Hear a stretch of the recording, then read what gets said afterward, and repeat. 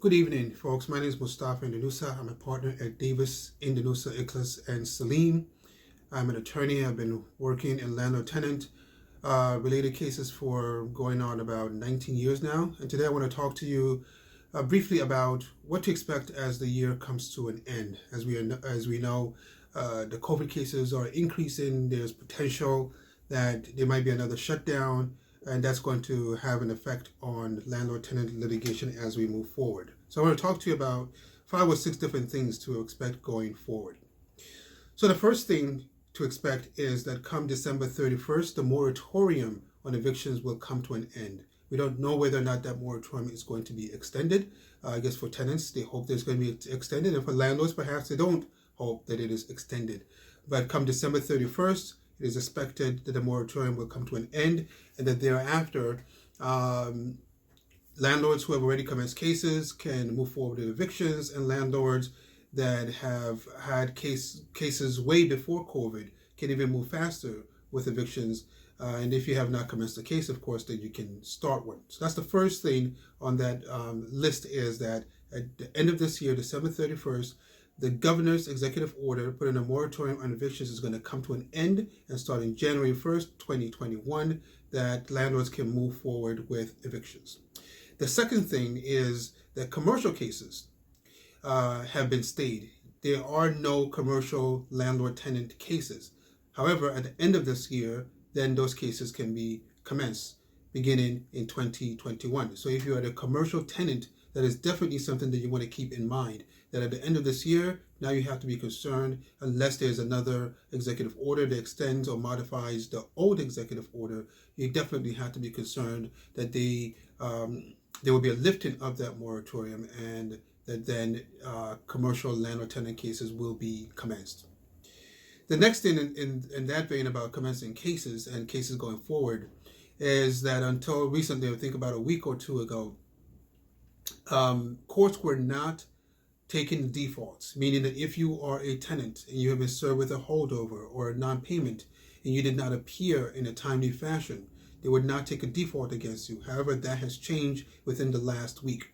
By the way, today is December 7th, 2020, and I mentioned that date because right in the heart of COVID, things were changing very fast. Maybe in a matter of a few days, things were changing in terms of the law. Whether it was executive orders or administrative orders, things were changing very quickly. So December 7th being today is important, because if you're watching this video sometime maybe a few days later, a week later, you definitely want to check and see whether or not the status of the law has changed in any way. But anyway, so going back to defaults are going to be taken now. So if you're a tenant and you receive court papers, typically that is going to be followed. In the court papers, you should have a notice that tells you that you're going to get an extension of time in which to respond. And then that's going to be followed by a notice that you will get from the court. The notice will tell you the different ways that you can answer. You can answer in person, which is not happening right now because the courts are closed. You can answer by calling the court and submitting an answer verbally, or you can send it by mail. You should respond in one of those ways that is permissible or allowable for you to do. Before, the courts are basically kicking the cases down, kicking the can down the road, and they were not taking defaults, but now they will be taking defaults. That's another thing that you have to definitely keep in mind. That's not something that is upcoming, that is something that already exists. The next topic, number 4, that I want to talk about is the Tenant Safe Harbor Act. So if you are a tenant, this is just something, again, to keep in mind, something that already exists, but definitely have to keep in mind if you are sued by your landlord. So if you are sued by your landlord and you're the person that has been affected by COVID, and the rent that the landlord is seeking from you is rent that is owed during the COVID period, which started March 7th of 2020 until the end of the COVID period, and the end of the COVID period is still unknown till today. So that could be whenever, basically, the governor says that the COVID period has ended.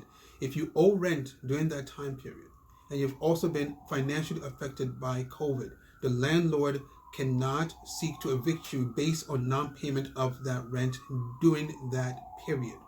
That doesn't mean that you won't owe the money. It just simply means that you cannot be evicted for non-payment of that money. That also does not mean that the landlord can't take you to a different court. The landlord can take you to civil court and try to get a judgment against you and try to execute on that judgment, either by coming after your bank account, any property that you might owe, if you have a job and are not making as much as you used to, trying to garnish your wages, different things that a landlord can pursue in terms of trying to get the monies from you. However, what the landlord cannot do is that the landlord cannot use that money that's owed, those arrears, as a basis for eviction, where they could have. Before COVID, if a landlord took you to court and claimed that you owed 5 months of rent or $1,000 a month, and they got a judgment for $5,000, you have 5 days to pay or 10 days to pay. If you don't pay, then a landlord can evict you for non-payment of those monies. That's not true if you fall under the Tenant Safe Harbor Act. That's something to definitely keep in mind. If you are sued, you need to basically talk to a lawyer, but you need to take into account whether or not you are the person that qualifies for that. So the next topic, number 5, is that warrants that have already been issued prior to COVID can, it appears, at least I know of one case, can be executed.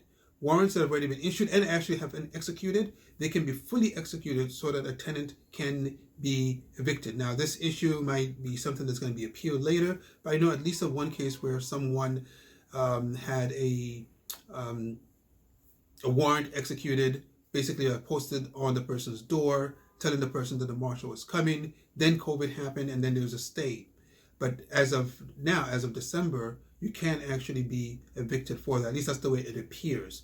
And that in these very few cases, the moratorium does not appear to apply to those particular people. And the last thing that I want to talk about is the rental assistance program.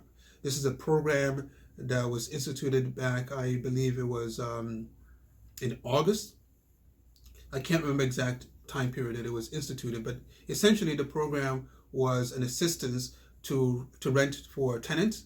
There's a possibility that that program might come back, as there might still be some funds that have not been exhausted. They will be available for tenants. So for landlords, hopefully this is something that comes back up and that the tenants will qualify, and in some way, maybe wholly or partially, landlords will be made whole. So again, these are just a few things to keep in mind as the end of the year approaches. Whether you are already engaged in litigation, about to be engaged in litigation, or not, that these are a few pointers to keep in mind as the end of the year approaches in landlord-tenant litigation. Again, my name is Mustafa Indanusa. You can always find us on Instagram. You can find us on Facebook.